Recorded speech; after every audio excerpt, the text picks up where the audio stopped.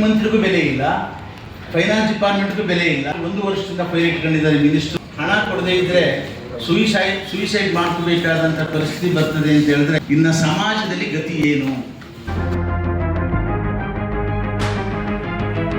ರಾಜಕಾರಣದಲ್ಲಿ ಯಾರು ನನಗೆ ಬೆಟ್ಟು ತೋರಿಸಲಿಲ್ಲ. ನಾನು ಮಂತ್ರಿಯಾಗಿ ಕೆಲಸ ಮಾಡಿದಾಗ ನಾನು ಬಿಡಬೇಕಾದ್ರೆ ಒಂದೇ ಒಂದು ಫೈಲು ನನ್ನ ಟೇಬಲ್ನಲ್ಲಿ ಇರಲಿಲ್ಲ. ಇದೆಲ್ಲ ಸೀನಿಯರ್ ಪೀಪಲ್ ಕೆಲವರು ಗೊತ್ತಾಗಿರ್ಬೋದು. ನಾನು 82ರಲ್ಲಿ ಶಾಸಕನಾಗಿ ಘಟಾನುಘಟಿ ಮಂತ್ರಿಗಳನ್ನ ರಾಜೀನಾಮೆ ಕೊಡಿಸಿದ್ದೆ. ಎಷ್ಟೋ IAS ಆಫೀಸರ್ಸ್ಗಳನ್ನ ಮನೆಗೆ ಕಳಿಸಿದ್ದೀನಿ. ಪ್ರಾಮಾಣಿಕವಾಗಿ ಕೆಲಸ ಮಾಡಿ ನಾನು 2022ರಲ್ಲಿ ದೈವಾನುಗ್ರಹ ದೀಕ್ಷೆ ತಗೊಂಡೆ. ರಾಜೀನಾಮೆ ಕೊಟ್ಟು ಪ್ಲ್ಯಾನಿಂಗ್ ಕಮಿಷನ್ಗೆ, ಯಾರು ಪಂಚಾಯತಿಗೂ ಕೊಡಲ್ಲ, ನಾನು ಪ್ಲ್ಯಾನಿಂಗ್ ಕಮಿಷನ್ಗೆ ಕ್ಯಾಬಿನೆಟ್ ಮಿನಿಸ್ಟರ್ ರಿಸೈನ್ ಮಾಡಿ ನಾನು ದೀಕ್ಷೆ ತಗೊಂಡೆ. ಏನೋ ಒಂದು ಒಳ್ಳೆಯ ಕೆಲಸ ಮಾಡಬೇಕು ಜನಗಳಿಗೆ ಅಂತೇಳಿ ಅಲ್ಲಿ ನಾನು ಯಡಿಯೂರಪ್ಪನವರು ಪುಣ್ಯಾತ್ಮ ಇಂಟೆಗೆ ಜಮೀನು ಕೊಟ್ಟಿದ್ದರು. ಆ ಜಮೀನಲ್ಲಿ 5 ಕೋಟಿ ದುಡ್ಡು ಕಟ್ಟಿದ್ದು. ಅದನ್ನು ಡೆವಲಪ್ ಮಾಡಿ ಈ 3.25 ಕೋಟಿ ಹಣದಲ್ಲಿ ನಾನು ಮನೆ ಮಾರಿ ಮಾರಿ ತೋರಿಸ್ದೆ. ಸೇಲ್ ಡೀಡ್ ತೋರಿಸ್ತಾ ಇದ್ದೀನಿ. ಸೇಲ್ ಡೀಡ್ ನನ್ನ ಮನೆ ಮಾರಿ ನನ್ನ ಮಕ್ಕಳಿಗೇನು ಕೊಡಲಿಲ್ಲ. ತಗೊಂಡೋಗಿ ಅಲ್ಲಿ ಹಾಕಿ ನಾನು ಸಂಸ್ಥೆ ಕಟ್ತಾ ಇದ್ದೀನಿ. ಆ ಸಂಸ್ಥೆಗೆ ಡೀಲ್ಗೆ ಅಂತ ಕೇಳಿದ್ರು. ಆಮೇಲೆ ಡೀಲ್ ಯಾರು ಮಾಡ್ತಾರೆ ಅಂತ ಕೇಳಿದಾಗ ಅಧಿಕಾರಿಗಳೇ ಅವರ ತಮ್ಮ ಯಾರು ಚಂದ್ರಪ್ಪ ಅಂತ ಒಬ್ಬ, ವೆಂಕಟೇಶ್ ಅಂತ ಒಬ್ಬ ಇದ್ದರು. ಆಮೇಲೆ ಅವರ ಬ್ರದರಿಲ್ಲೂ ಏನೋ 3 ಜನ ಮಾಡ್ತಾರೆ ಅಂತ ಅವ್ರ ಹತ್ರ ಕೇಳಿದಾಗ ನಮ್ಮ ಯಾರನ್ನೊಬ್ಬರು ಬೇರೆಯವ್ರು ಕಳಿಸ್ದೆ ಎಲ್ಲ ಇದನ್ನು ನಮ್ಮ ಮೊಬೈಲಲ್ಲಿ ಕುತ್ಕೊಂಡು ಡೀಲ್ ಮಾಡ್ತೀವಿ. ಯಾರು ನನ್ನ ಇದನ್ನು ತೋರಿಸಿದ್ದಾರೆ. ಅದು ಇದಾದ ಮೇಲೆ ನಾನು ಸಾಧ್ಯವಿಲ್ಲ ಇವ್ರ ಹತ್ರ ಅಂಥೇಳಿ ಕೋರ್ಟ್ಗೆ ಹೋಗ್ಬೇಕಾಗಿ ಬಂತು. ಕೋರ್ಟ್ನಲ್ಲಿ ನಾನೇ ಹೋಗಿ ಕೋರ್ಟ್ ಮುಂದೆ ನಿಂತೆ. ಕೋರ್ಟ್ನಲ್ಲಿ ಇವತ್ತು ಆರ್ಡರ್ ಮಾಡಿದ್ದಾರೆ, ತಮಗೆ ಕಾಪಿ ಕೊಟ್ಟಿದ್ದೀನಿ ಅಂತೇಳಿ. ಮುಖ್ಯಮಂತ್ರಿಗಳು ಆರ್ಡರ್ ಮಾಡಿದ್ರು, ಆರ್ಥಿಕ ಇಲಾಖೆ ಆರ್ಡರ್ ಮಾಡಿದ್ರು, ಕಲ್ಯಾಣ ಇಲಾಖೆ ಅವರ ಸೆಕ್ರೆಟರಿನೂ ಆರ್ಡರ್ ಮಾಡಿದ್ರು. ಆದರೆ ಯಾವುದಕ್ಕೂ ಮಾನ್ಯತೆ ಕೊಡಲಿಲ್ಲ. ಇದು 186 ಕೋಟಿಗೆ ಅವರು ಕೊಟ್ಟಿರೋ ಆರ್ಡರ್ಸನ್ನು ನಾನು RTI ತೊಗೊಂಡಿದ್ದೀನಿ. ನನ್ನ ಕೇಸನ್ನು ಪೆಂಡಿಂಗ್ ಇಟ್ಟು 186 ಕೋಟಿಗೆ ಕೊಟ್ಟಿದ್ದಾರೆ. ಇದರಲ್ಲಿ ತಾವು ಪೇಜ್ ನಂಬರ್ 14ನಲ್ಲಿ ಹೈಕೋರ್ಟ್ ಆರ್ಡರ್ ಮಾಡ್ತಾರೆ. ಸ್ವಲ್ಪ ಹೈಕೋರ್ಟ್ ಆರ್ಡರ್ ಮಾಡ್ತಾರೆ. In the light off the subsequent communications emerging from the approval of the Chief Minister, Finance Department and also the Backward Classes Welfare Department, the amount is yet to be paid. The amount is yet to be paid is what shocks the court. What shocks the court. There it becomes a classic example ಅಂತ ಹೇಳ್ತಾರೆ. ಅಂದರೆ ಆ ಇಲಾಖೆಯಲ್ಲಿ ಮುಖ್ಯಮಂತ್ರಿಗೂ ಬೆಲೆ ಇಲ್ಲ, finance ಡಿಪಾರ್ಟ್ಮೆಂಟ್ಗೂ ಬೆಲೆ ಇಲ್ಲ, ತನ್ನ ಓನ್ ಸೆಕ್ರೆಟರಿ ಹೇಳಿದ್ರು ಸಹ 3ಕ್ಕೂ ಬೆಲೆ ಇಲ್ಲದೇ 1 ವರ್ಷದಿಂದ ಫೈಲ್ ಇಟ್ಕೊಂಡಿದ್ದಾರೆ ಮಿನಿಸ್ಟ್ರು. ಇದೊಂದು classic example. It shocks the government ಅಂತ ಹೇಳ್ಬಿಟ್ಟು ಹೈಕೋರ್ಟ್ ಜಡ್ಜು ಕೋರ್ಟ್ನಲ್ಲಿ ಹೇಳಿದ್ದಾರೆ. ಇಲ್ಲಿ ಅದಾದಮೇಲೆ 1 ತಿಂಗಳಲ್ಲಿ ದುಡ್ಡು ಕೊಡಬೇಕು, ಇಲ್ಲಾಂದರೆ 6% ಇಂಟ್ರೆಸ್ಟ್ ಕೊಡಬೇಕು ಅಂತ ಆರ್ಡರ್ ಮಾಡಿದ್ರು ಗಂತವ್ಯ ನ್ಯಾಯಾಲಯ. ನ್ಯಾಯಾಲಯ ಇಲ್ಲದೇ ಇದ್ದಿದ್ರೆ ಬಹುಶಃ ನಾನು ಮಂತ್ರಿಗಳಿಗೆ ಹೇಳಿದೆ, ಏನಪ್ಪ 2022ರಲ್ಲಿ ದುಡ್ಡು ಸ್ಯಾಂಕ್ಷನ್ ಮಾಡಿದ್ದೀರಾ, ಸರ್ಕಾರ ಆರ್ಡರ್ ಕೊಟ್ಟಿದ್ದೀರಾ, ಅದರಂತೆ ನಾನು ನಿರ್ಮಿತಿ ಕೇಂದ್ರದಲ್ಲಿ ಅಗ್ರಿಮೆಂಟ್ ಮಾಡಿದ್ದೀನಿ, ಕೆಲಸ ಮುಗಿಸಿದ್ದಾರೆ. ನಾನೊಬ್ಬ ನಾಗರಿಕನಾಗಿ ಹಣ ಕೊಡದೇ ಇದ್ದರೆ ಸುಯಿಸೈಡ್ ಮಾಡ್ಕೋಬೇಕಾದಂಥ ಪರಿಸ್ಥಿತಿ ಬರ್ತದೆ ಅಂತ ಹೇಳಿದ್ರೆ ಅದೆಲ್ಲ ನಾನು ಫೇಸ್ ಮಾಡ್ತೀನಿ ರೀ, ಅದಕ್ಕೆಲ್ಲ ಕೇರ್ ಮಾಡಲ್ಲ ನಾನು. ಅಂದರೆ ನಾನು ಸುಯಿಸೈಡ್ ಮಾಡಿಕೊಂಡ್ರೂ ಐ ಡೋಂಟ್ ಕೇರ್, ನಾವೆಲ್ಲ ಜಯಿಸೋ ಶಕ್ತಿ ಇದೆ ನನಗೆ ಅಂತ ಹೇಳ್ತಕ್ಕಂಥ ಮಂತ್ರಿ ಕ್ಯಾಬಿನೆಟ್ನಲ್ಲಿ ಇದ್ದರೆ ಇನ್ನು ಸಮಾಜದಲ್ಲಿ ಗತಿ ಏನು, ಸಾಧಾರಣ ಜನಗಳ ಗತಿ ಏನು ಅಂತ ನಾನು ಕೇಳ್ತಾ ಇರ್ತಕ್ಕಂಥದ್ದು ತಮ್ಮ ಮೂಲಕ. ನಾನು ಇಷ್ಟೊಂದು 50 ವರ್ಷ ರಾಜಕಾರಣದಲ್ಲಿ ಹೋರಾಟದಲ್ಲಿ ಬಂದಿರತಕ್ಕಂಥವನು, ಮಂತ್ರಿಯಾಗಿ ಕೆಲಸ ಮಾಡಿದ್ದೀನಿ, 12 ವರ್ಷ ಶಾಸಕನಾಗಿ ಕೆಲಸ ಮಾಡಿದ್ದೀನಿ, ಪೊಲಿಟಿಕಲ್ ಸೆಕ್ರೆಟರಿಯಾಗಿ ಕೆಲಸ ಮಾಡಿದ್ದೀನಿ, ಪ್ಲ್ಯಾನಿಂಗ್ ಕಮಿಷನಲ್ಲಿ 2.5 ವರ್ಷ ಶಾಲಿನಿ ಅವರು ನಮಗೆ ಸೆಕ್ರೆಟರಿ ಆಗಿದ್ದರು, 2 ವರ್ಷ ಕೆಲಸ ಮಾಡಿದ್ದೀನಿ, ಸರ್ಕಾರಕ್ಕೆ ಅಡ್ವೈಸ್ ಮಾಡಿದ್ದೀನಿ. ನನ್ನ ಸ್ಥಿತಿನೇ ಈಗಾದರೆ ಅದು ಧರ್ಮಕ್ಕೆ. ಒಬ್ಬ 86 ವರ್ಷ ನನಗೆ, ಒಬ್ಬ ಸಂತ ನಾನು, ನನಗೆ ನೀನು ಸತ್ರೂ ಪರವಾಗಿಲ್ಲ ನಾನು ಕೊಡೋದಿಲ್ಲ ದುಡ್ಡು ಅಂತ ಹೇಳಬೇಕಾದಂಥ ಮಂತ್ರಿ ಇದ್ದರೆ ಇನ್ನು ಸಾಮಾನ್ಯ ಜನರ ಗತಿ ಏನಾಗ್ಬೋದು? ಇದು ರಿಲೀಸ್ ಆಯಿತು. ಅದು ಕಂಟೆಂಪ್ಟ್ ಆಗೋದು. ಒಂದು ಸ್ಪೆಸಿಫಿಕ್ ಆಗಿ ಆರ್ಡರ್ ಮಾಡೋದು ಹೇಳಿದ್ದಾರೆ ಅಷ್ಟೇ. ಕೋರ್ಟ್ಗೆ ಶಾಕ್ ಆಗುತ್ತೆ ಈ ಆರ್ಡರ್ ನೋಡಿದ್ರೆ ಅಂತ ಹೇಳಿದಾರಲ್ಲ. ಮುಖ್ಯಮಂತ್ರಿಗೆ ಫೈನಾನ್ಸ್ ಮಿನಿಸ್ಟ್ರಿ ಮುಖ್ಯಮಂತ್ರಿ ಎರಡೂ ಒಂದೇ. ಅವರು ಹೇಳಿದ್ದಾರೆ, ಫೈನಾನ್ಸ್ ಸೆಕ್ರೆಟರಿ ಹೇಳ್ತಾ ಇದ್ದಾರೆ, ಆಮೇಲೆ ಇವರು ಸೋಷಿಯಲ್ ಹಿಂದುಳಿದವರಿಗೆ ಸೆಕ್ರೆಟರಿ ಹೇಳ್ತಾ ಇದ್ದಾರೆ. ಆದ್ರೂ ನೀವು ದುಡ್ಡು ಕೊಡ್ತೀರಿ, ರಿಲೀಸ್ ಮಾಡಿದ್ರೆ ಬೇರೆಯವರಿಗೆ 186 ಕೋಟಿ ಕೊಡ್ತೀನಿ ಅಂತ ಹೇಳಿದ್ರೆ ನನ್ನನ್ನು ಬಿಟ್ಟು ನಾನು ತನ್ನೆಗೆ ಇಟ್ಕೊಂಡು, ಅಂದರೆ ತನ್ನೆಗೆ ಇಟ್ಕೊಂಡಿದ್ದು ಯಾಕೆ ಇಟ್ಕೊಂಡಿದ್ರು? ದುಡ್ಡಿಗೆ. ಯಾರೇ ಏನೇ ದುಡ್ಡು ಬರಬೇಕು ನನಗೆ.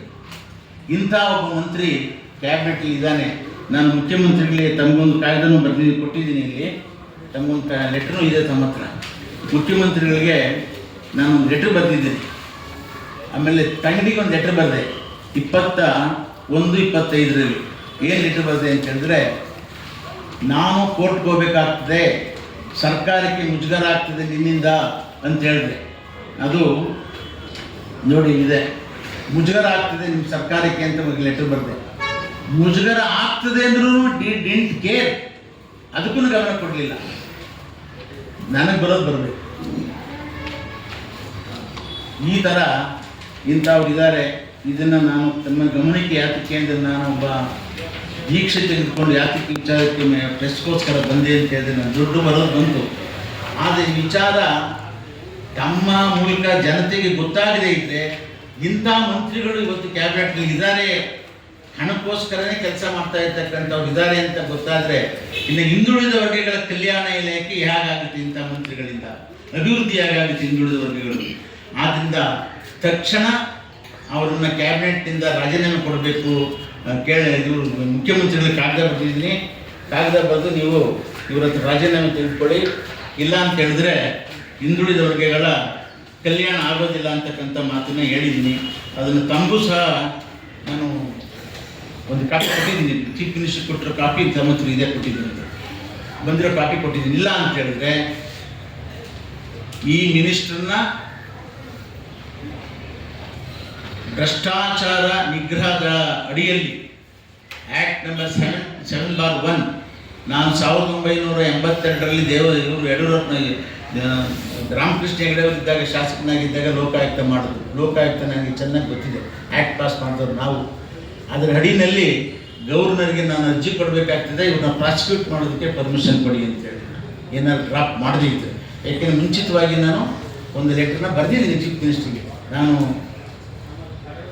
ಕೇಸ್ ಫೈಲ್ ಮಾಡಬೇಕಾಗ್ತದೆ, ಅವನ ವಿತ್ಡ್ರಾ ಮಾಡದೇ ಇದ್ದರೆ ಅಂತ. ಇದನ್ನು ತಮ್ಮ ಮೂಲಕ ನಾನು ತಿಳಿಸೋದಕ್ಕೆ ಇಚ್ಛೆ ಪಡ್ತಾ ಇದ್ದೀನಿ. ಇಲ್ಲಿ ಜನಗಳಿಗೆ ಕಣ್ಣು ಕಟ್ಟಿ ಜನಗಣತಿಯ ರಿಪೋರ್ಟನ್ನು ಕೊಟ್ಟಿದ್ದಾರೆ. ನಾನು 2015ರಲ್ಲಿ ವಿಧಾನ ಪರಿಷತ್ತಿನಲ್ಲಿ ಮುಖ್ಯಮಂತ್ರಿಗಳ ಎದುರಿಗೆ ಭಾಷಣ ಮಾಡಿದ್ದೀನಿ 1 ಗಂಟೆ.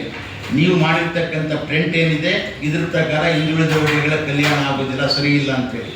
ಆಗ ಕಾಂತರಾಜು ನನ್ನನ್ನು ಕರೆದು ಡಿಸ್ಕಸ್ ಮಾಡಿ, ಸಾರ್ ತಪ್ಪು ಮಾಡಿದ್ದೀವಿ, ನಾವು 22 ಕೋಟಿ ಖರ್ಚು ಮಾಡಿಬಿಟ್ಟಿದ್ದೀವಿ, ಅದು ನೋಟ್ ಕೊಟ್ಟಿದ್ದೀನಿ ತಮಗೆ, ಡೀಟೇಲ್ಸ್ನ 1 ನಿಮಿಷ ಹೇಳ್ಬಿಟ್ಟು ಅರ್ಜಿ ಮಾಡ್ತಾಯಿದ್ದಾರೆ.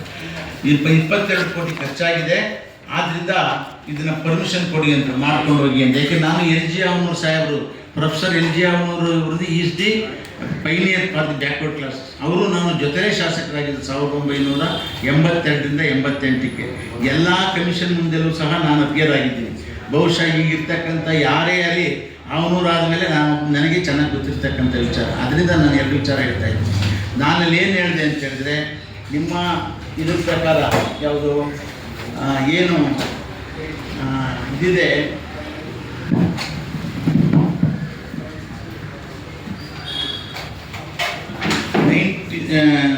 ಇದರ ಯಾವುದು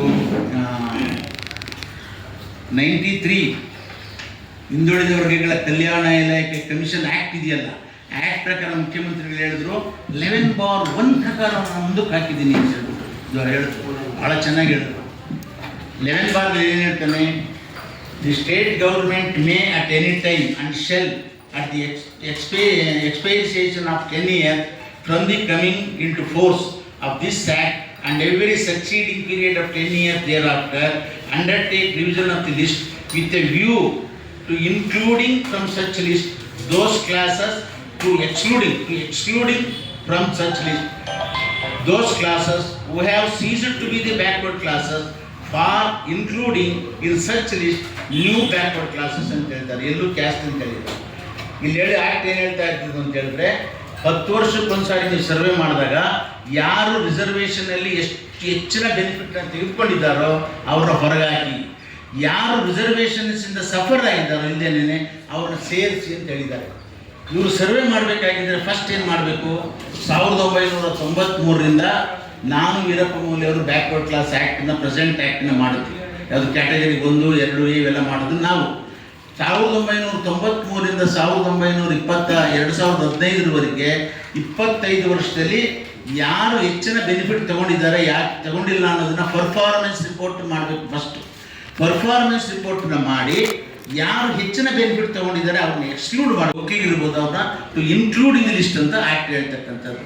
ಆ ಪರ್ಫಾರ್ಮೆನ್ಸ್ ರಿಪೋರ್ಟ್ನ ಇವರು ಮಾಡಲೇ ಇಲ್ಲ, ಅದನ್ನು ಪಬ್ಲಿಷು ಮಾಡಿಲ್ಲ.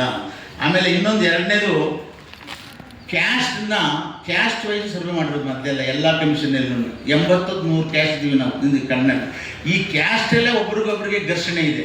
ಇವರೇನು ಮಾಡಿದ್ದಾರೆ, 80 ಕ್ಯಾಸ್ಟನ್ನ 1351 ಸಬ್ ಕ್ಯಾಸ್ಟ್ನ ಕ್ರಿಯೇಟ್ ಮಾಡಿದ್ದಾರೆ.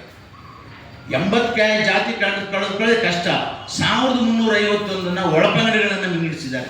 ಆದರೆ ನಾನು ಬೇರೆ ರೀತಿಯಲ್ಲಿ ಹೇಳೋದಿಲ್ಲ. ಆದರೆ ಮುಸ್ಲಿಂ ಕಮ್ಯುನಿಟಿಗೆ 100 ಕಮ್ಯುನಿಟಿ ಇದ್ದರೂ ಸಹ ಮುಸ್ಲಿಂ ಪ್ಲಸ್ ಸಬ್ಸೆಟ್ 76 ಲಕ್ಷ ಅಂತ.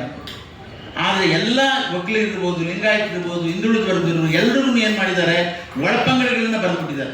ಒಳಪಂಗಡಗಳಲ್ಲಿ ನೀವು ಇಷ್ಟಿಷ್ಟು ಸಂಖ್ಯೆ ಇದ್ದೀರಾ ಅಂತ.